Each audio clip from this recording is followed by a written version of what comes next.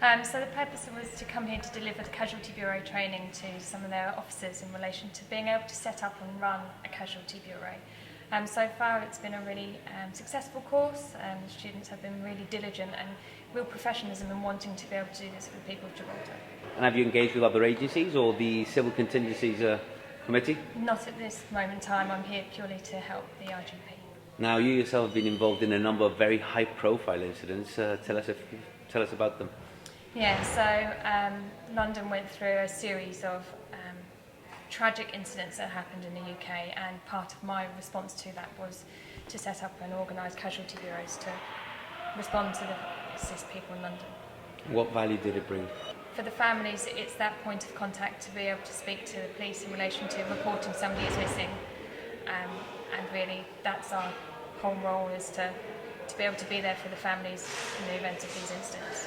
And every incident, every emergency is different.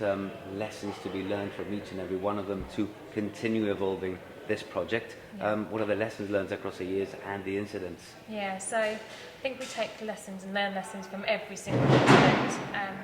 Not any one of those incidents has been the same. And it's really important that as an emergency service we're able to take those lessons and adapt them for the next incident. So yeah, we learn all the time.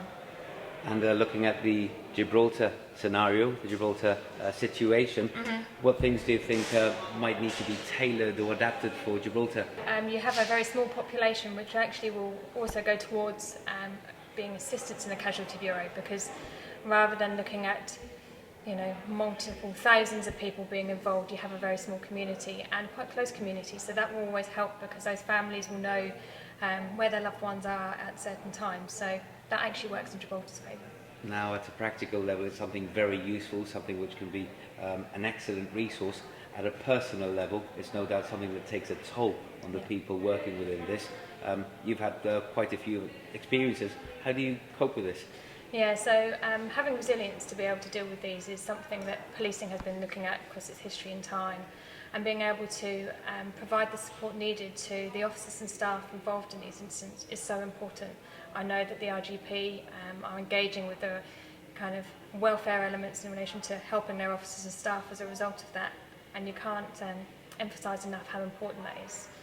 And you yourself, you've been called one of the Wonder Women of emergency services in the UK by the media. Yeah. You yourself are civilian staff. I think that also highlights how important civilian staff is in supporting emergency services. Yeah, so yes, I'm police staff within my organisation, City of London Police, and absolutely it's a real one-team effort to be able to help those families. And not only is it the blue light services that respond to these incidents, but there are many people out there that respond to these incidents, and kind of the zero heroes that respond and come forward in these incidents. So yeah, there are many people that come forward. I'm one person in a huge clog of major incidents. So. And after this visit, will the conversation remain open with the RGP and further collaboration and liaison? Absolutely, yeah. So we're always here to help RGP and any of our police forces that want assistance in being able to respond to major incidents.